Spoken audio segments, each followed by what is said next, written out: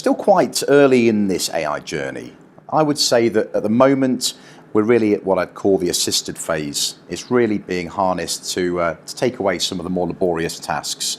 Robotic process automation is already being employed across the board to start thinking about removal of some of the basic tasks within a back office HR function, for example.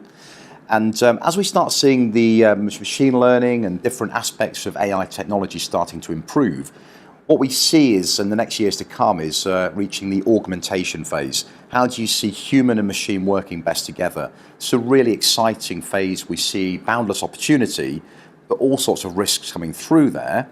But really the longer term goal here, whether it's in driverless cars, whether it's in fully autonomous decision making around issuing mortgages and credit, for example, is a number of years off yet. So that autonomous phase is the goal for an organisations working in this field, but that really does open up massive opportunity and risk. So the work we do now to put the right controls in place, the right level of explainability of algorithms is absolutely critical to unlock these benefits further down the track. There are a number of risks associated with AI. I think one of the areas that's going to require significant work across the board within business, from government, from regulators and many other stakeholders is the issue of explainability.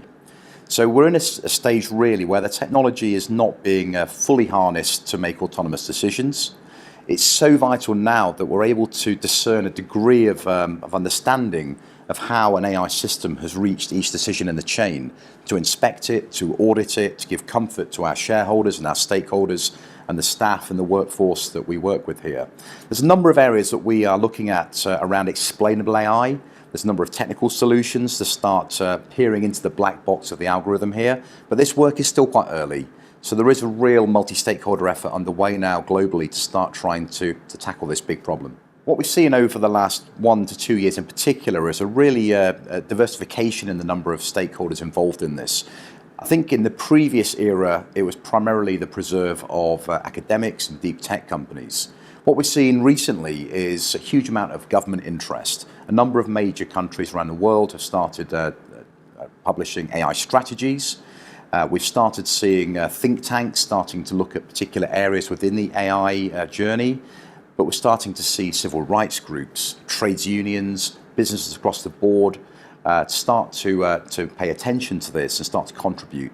The final barrier really is to look at this public understanding now.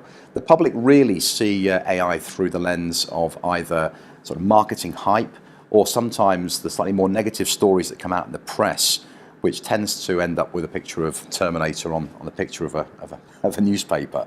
So we've got a lot of work to do in business and all these other stakeholder groups I mentioned there to start working through this calm, sober central path that removes the hype and the negativity and starts engaging the public in ways that they can contribute to shaping this technology so it makes their lives better, more productive and more healthy in the years to come.